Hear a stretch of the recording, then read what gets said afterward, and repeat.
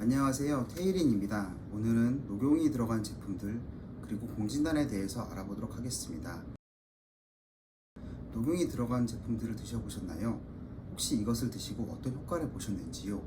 이런 공진단이 또는 녹용이 들어간 제품들이 정말로 우리가 꼭 먹어야 하는 제품들인지, 그리고 그것들이 우리에게 어떤 몸에 영향을 미치는지 그것에 대해 알아보도록 합니다. TV, 라디오, 방송 등 유튜브를 비롯한 여러 매체들에서 나오는 광고들은 모두 식품들입니다. 이것들은 약도 아니고 건강기능식품도 아닙니다. 식품의 경우에는 녹용이 적게 들어간 경우도 있어 효과가 부족한 이유도 있겠지만은, 대부분 말씀을 들어보면 한의원이나 약국에서 비싼 공진단을 드셨더라도 그 피로회복에 대한 효과를 보지 못하는 분들도 많이 있습니다.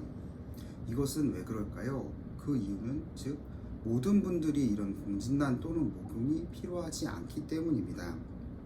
화상의학으로 유명한 이재만 선생님의 책이 동의수세보온이라는 책입니다. 이것을 해석한 책에서 제가 문구를 따왔습니다. 공진단이 명약이면 분명하지만 그렇다고 만병통치약은 아니다.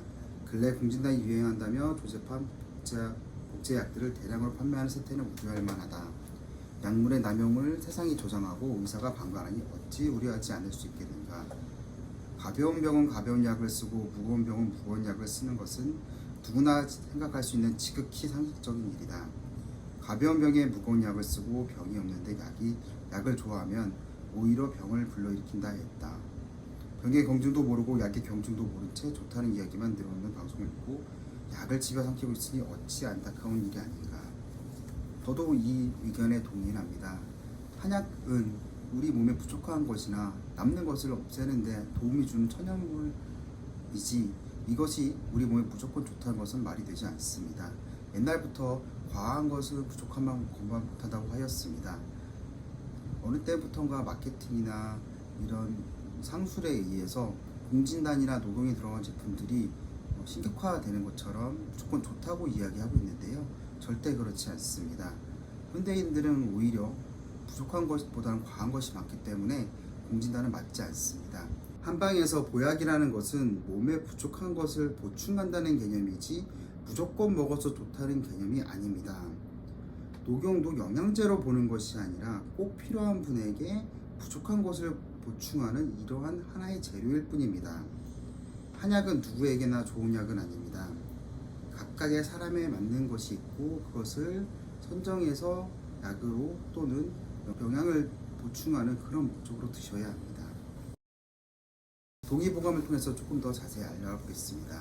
동의보감의 공진단은 대체로 남자가 작년에 진기가 오히려 약한 것은 타고날 때부터 약한 것이지 화하여 그런 것이 아니므로 성질이 건조한 약재를 쓰지 말아야 한다. 이거를 보충한다고 하는 처방들은 약품은 많으나 약효가 매우 약하여 효력을 보기 어렵다. 다만 타고난 원기를 든든히 하여 신수와 심화가 잘 오르내리게 되어 오장이 스스로 조화되고 온갖 병이 생기지 않을 것이다. 이럴 때 이 처방을 쓴다. 이렇게 써여 있습니다. 또한 동의수세보온에서는 태음인의 이열병론 파트에서 공진단에 대한 부분을 찾아볼 수 있는데요. 남자가 건강한 나이에 이르렀는데도 진기가 아직 법약한 것이며, 때는 나면서 받은 것이 약해서 그런 것이 병으로 약해서 그런 것이 아니다. 이럴 때는 공진단을 쓰는 것이 좋다고 하여서, 즉 허약한 분들한테 쓰는 약입니다. 공진단은 영양제가 아닌 치료약입니다. 심한 스트레스나 노동으로 몸이 상해서 얼굴에 핏기가 없고 팔다리에 힘이 없으면 눈이 침침한 분들이 드시면 좋습니다. 특히 신체가 건강한 나이에서도 기운이 없어 미실미실한 타고난 허약자가 먹는 약입니다. 녹용도 또한 마찬가지로 모든 분들이 드시는 것보다 희고 기운 없으며 혈이 부족한 여성분들이나 성장기 어린이가 드시면 좋습니다. 녹용을 함유한 제품과 공진단의 차이에 대해서 먼저 말씀을 드리겠습니다. 표를 살펴보도록 하겠습니다. 이것은 제가 식품과 건강기능식품과 약품에 대해서 설명할 때 사용했던 표인데요. 보시면은 식품, 건강기능식품, 약 이렇게 되어 있죠. 한약의 재료로서는 약으로 쓸 수 있는 것은 녹용, 사양, 목향, 침향 4가지입니다. 그 다음에 식품으로 사용할 수 있는 것은 이 중에 녹용과 침향이고요. 당귀와 산수도 마찬가지로 한약과 식품으로 공통적으로 사용 가능합니다. 일단 녹용을 중심으로 계속 설명을 드릴게요. 녹용과 침향이 들어가는 것들은 이제 식품으로서는 침향한 녹용환 이런 것들이 있죠. 인터넷이나 통신 판매로 하는 것들 이런 것들은 모두 이제 식품으로 보시면 됩니다. 그 다음에 이제 질병의 예방 및 치료 목적으로 하는 제약회사와 이제 한의원에서 만든 제품들이 있는데요. 일반 의약품이 이제 공진단으로 이제 파는 이것들이 이제 녹용의 지표 성분이나 효능 성분이 알려진 것은 없지만은 다른 재료들의 이제 지표 성분, 당긴 데쿠르신 같은 거 이런 것들을 지표 성분화해서 이제 어느 정도의 그런 표준화된 품질에 대해서 성분 검사를 하는 이제 일반 의약품 제품이 있고요. 한의원에서 파는 것들은 사실 그런 하게 어떤 제품이 많이 들어갔는지 뭐 유통기한 어떻게 되는지 그런 거 관리하지는 않고 최대한 이제 양심에 맡겨서 이제 제품을 생산한 것을 우리가 먹게 됩니다. 여기서 흥미로운 것은 이제 건강기능식품 부분인데요. 녹용함유 번기식 원료로서는 이제 최근 2003년도와 2004년 최근에 전립선 건강 또는 피로 회복, 면역 기능 증진에 도움을 줄 수 있다는 것으로 이제 원료를 허가받았는데요. 흥미롭게도 아직까지 이 녹용 함유 건기식 제품이 녹용이 주로 된 성분의 제품들은 보이지 않습니다. 지금 보시다시피 녹용 효소 분해 추출물, 액티브 녹용, 산호 칼슘 같은 경우에는 기능성이 표시되어 있지는 않고요. 나머지 것들 홍삼 녹용액, 뭐 차만삼 6년근 녹용 발효, 흑삼정 이런 것들이 녹용이 들어가 있는 제품들이라 제가 검색해서 나온 것들인데 보시다시피 이 기능성의 내용들은 홍삼에 대한 내용이지 녹용에 대한 내용은 아닙니다. 즉 현재로서는 제가 볼 때 녹용의 기능성이 제대로 된 건강기능식품은 없습니다. 홍삼 녹용이라고 이름을 붙여서 홍삼의 기능성이 있으므로 이것이 홍삼으로 허가를 받은 것이지 녹용이 아니라는 거죠. 속지 마셨으면 좋겠습니다. 현재까지 녹용의 기능성이 표시된 건강기능식품은 없습니다. 결론적으로 지금 파는 것들은 식품 아니면 의약품 두 분류인데 인터넷으로 사드시는 것들은 식품입니다. 즉 건강에 대해서 효능을 장담할 수 없어요. 제약회사나 한의원에서 만드는 이런 봉진단들은 이제 많은 가격 차이가 있는데요. 대부분 이제 사양의 유무에 따라서 많이 차이가 나고요. 첫 번째로는 두 번째로는 이제 녹용의 함량에 따라서 많이 달라집니다. 제가 아까 말씀드렸다시피 이제 식품에 대한 것들은 아무래도 녹용 함량에 대한 규정이 없죠. 이것이 32%를 썼는지 1% 썼는지 5% 썼는지 뭐 그거는 이제 판매자의 자율로 맡기고 다만 표기만 제대로 되어 있으면 됩니다. 건강기능식품 같은 경우에는 현재로서는 녹용의 기능성이 표시된 제품이 없습니다. 물론 원료로는 허가를 받았는데 제품은 보이진 않고요. 이제 의약품인데요. 의약품은 정해진 함량에 무조건 넣어야 합니다. 하지만 이게 조금 애매한 부분인데 한의원들이나 이렇게 소수의 분들이 만드는 것들은 그 성분에 대해서 정확하게 표기할 의무는 없습니다. 따라서 그 한의원이나 이런 분들이 만들 때 양심에 맞춰 맡겨야 되는 부분들이 있죠. 이런 것들 때문에 조금 품질에 대해서 많이 염려들 하시는데 보통 양심적인 분들은 그렇게 판매하지 않는 걸로 저는 알고 있습니다. 그래서 이렇게 녹용과 사양이 들어가기 때문에 보통 한의원이나 이제 제약회사에서 만들어서 약국에서 이제 구매하실 수 있는 일반 약품으로의 공진단은 가격이 매우 비싸게 됩니다. 싸게는 한 5만 원 정도에서 7만 원, 더 비싼 것들도 많죠. 이런 것들이 이제 그렇게 될 수밖에 없는 이유가 녹용, 특히 녹용 같은 경우 요즘 러시아 전쟁으로 인해서 가격이 좀 많이 올랐다고 합니다. 그래서 러시아산 분골 녹용에 쓰는 게 제일 좋다고 하는데 녹용과 사양은 또 마찬가지로 현재로는 이제 사양 노루에서는 좀 거의 없다고 보는 게 맞다고 하는데 일단은 그 사양을 얻을 수 있는 정해진 그 근연속 동물들이 있어요. 그런 것들을 법성을 했을 때 다 사이티스에 들어있는 그 비싼 사양을 쓰고요. 그렇기 때문에 이제 큰 가격이 되는데 식품 같은 경우 아까 말씀드렸다시피 이제 녹용의 함량이 정해진 것도 없고 비교적 저가인 이제 침향을 쓰게 되는데 그 침향은 그 식품 공장에 있는 침향은 맞습니다. 이게 불법은 아닌데 진짜 우리가 약으로 쓰는 침향을 진짜 정말 복구하고 좋다는 침향은 아닙니다. 그래서 좀 이런 제품 싼 제품 구매하실 때 꼭 녹용 함량을 확인하셔서 왜 싼지 한번 생각을 하고 구매하시는 게 제일 좋고요. 공진단 재료들의 구성과 역할에 대해서 좀 살펴보도록 하겠습니다. 공진단이 어떻게 구성되어 있고 그 각각의 재료들이 어떤 역할을 하신 걸 아시면 공진단에 대해서 조금 더 이해가 깊으실 것 같아요. 공진단은 녹용과 당귀, 산수유, 사양으로 구성되어 있는데요. 이것은 이제 약으로 말할 때 공진단을 이야기합니다.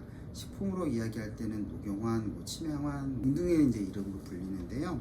녹용 같은 경우에는 식품과 약품, 이제 식약 공용 한약재로 쓰이고요. 당귀나 산수유도 마찬가지입니다. 특이하게 사양만 이제 약으로 분리되어 있는데요. 사양 같은 경우에는 사이티스라고 하여서 국제 희귀동물에 대한 거래에 대한 조항으로 그 거래가 매우 제한적입니다. 따라서 이것 때문에 이 재료 때문에 엄청 가격이 비싸게 되는데요. 각각에 대해서 조금 더 자세히 알아보겠습니다. 보시다시피 용량 비율을 살펴보시면은 녹용, 당귀, 산수유는 각각 32% 정도로 약의 대부분을 차지하고 있고요. 사양은 4%로 4g 비율일 때 0.16g 정도의 매우 이제 작은 양을 차지하고 있습니다. 이렇게 된 구성의 이유는 녹용, 당귀, 산수유의 이러한 약성을 사양이 이끈다고 합니다. 즉 사양의 약효로 쓰는 것이 아니라 사양은 이제 우리 몸의 곳곳 이런 약효를 이제 돌리기 위해서 쓰는 것으로 방약합편이라는 책에서는 이제 사양이 너무 비싸고 옛날부터 구하기 힘드니까는 침향, 목향 등을 이제 사용해 둔다고 합니다. 이것의 의미는 즉 사양과 침향, 목향은 이것의 약의 성질보다는 이게 기를 이끌어서 몸에 이제 기가 골고루 잘 돌게 이 약성이 우리 몸에 잘 돌게 하는 역할을 합니다. 이 옛날 사람들은 이 향기 나는 것들이 몸에 잘 퍼진다고 상상을 했었습니다. 그래서 이런 기운을 통해서 사양과 목향과 침향을 썼고요. 이런 사양, 목향, 침향 같은 경우에는 향이 셈으로 이게 우리가 많은 양을 먹었을 때는 이제 소화기에 좀 안 좋은 영향을 미칩니다. 물론 적당한 양을 쓰면 도움을 되는데 너무 많은 약을 먹으면 이제 복통, 설사 등이 나타날 수 있어 너무 많이 사용하는 것도 좋지 않고요. 그래서 요즘 갑자기 광고에서 어느 순간 녹용의 함량을 얘기하는 것이 아니라 이런 첨가 물질들, 사양이나 목향이나 침향을 이제 이야기를 많이 하는데 이것들이 많이 들어간다고 해서 전통적인 한의학에서는 결코 좋은 것이 아닙니다. 이것을 좀 염두에 두셔야 합니다. 이 약성, 공진단 또는 녹용이 함유된 제품의 이런 우리가 기대하는 한의학적 효과는 이런 재료들에 의해서 녹용이나 당귀나 산수유는 기본적인 우리 몸을 보충하는 재료들이 나타난 것이지 사양과 목향과 침향을 기대해서 나타난 것이 아닙니다. 그 사양과 목향과 침향은 여기 표를 보시면 아시겠지만 사양은 이제 구멍을 뚫어주는 약이라고 해서 이제 경련이나 졸도하신 분들한테 쓰는 우황청심환 에도 쓰는 재료 중에 하나입니다. 목향과 침향 같은 경우에는 그 향이 조금 약합니다. 따라서 목향은 이제 소화불량이나 배가 아프고 설사하는 등에 쓰이고요.